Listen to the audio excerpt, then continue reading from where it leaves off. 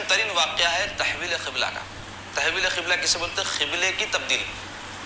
رسول کریم علیہ الصلوۃ والسلام جب مکہ مکرمہ میں تھے اور نماز جب فرض ہوئی یا فرض ہونے سے پہلے بھی جو عبادت حضور کرتے تھے، تو علماء کہتے ہیں کہ حضور پاک علیہ الصلوۃ والسلام اس طرح اہتمام فرماتے تھے، رخ کرتے تھے بیت المقدس کی طرف، مسجد اقصیٰ کی طرف، بیچ میں کعبے کو رکھتے تھے تاکہ دونوں کعبوں کی طرف رخ ہو جائے، یہ اہتمام فرماتے۔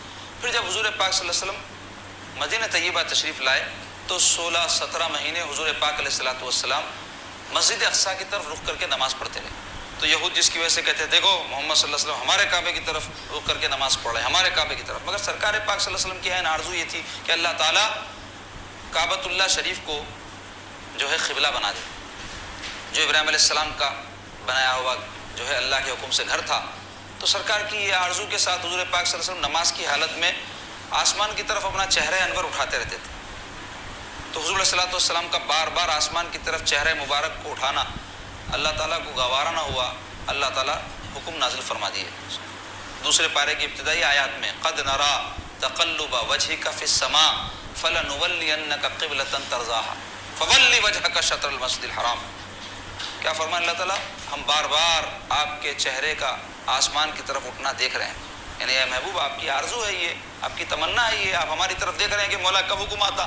قد نرا تقلب وجهك في السماء فلنولینک قبلۃ ترضاها، ہم آپ کے اس قبلے سے راضی ہو گئے جس کو آپ پسند کرتے ہیں، جو چاہتے ہیں آپ قبلہ، ہم اس کو قبلہ بنا دیے۔ سبحان اللہ، قربان جاؤ اللہ کے حبیب صلی اللہ علیہ وسلم کی شان کے کہ میرے آقا کی آرزو بھی خالی تو اللہ تعالیٰ قبلہ بدل دیے، قبلہ تبدیل کر دیے۔ فَوَلِّ وَجْهَكَ شَطْرَ الْمَسْجِدِ الْحَرَامِ، حکم آ گیا بس اپنا رخ مسجد حرام کی طرف پھیر لیجئے۔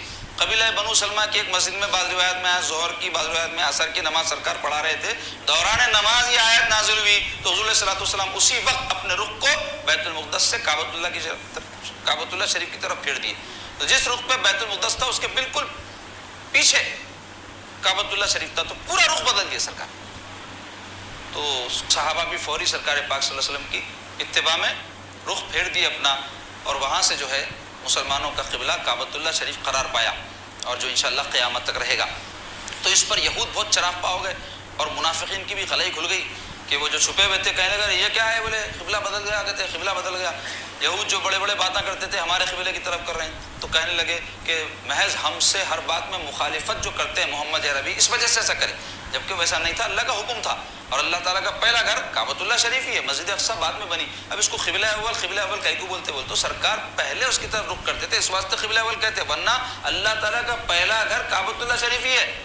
فرشتوں نے بنایا، پھر سیدنا آدم نے بنایا، پھر اللہ کے حکم سے ابراہیم اسماعیل علیہ السلام نے بنایا، جو واقعات گزرے۔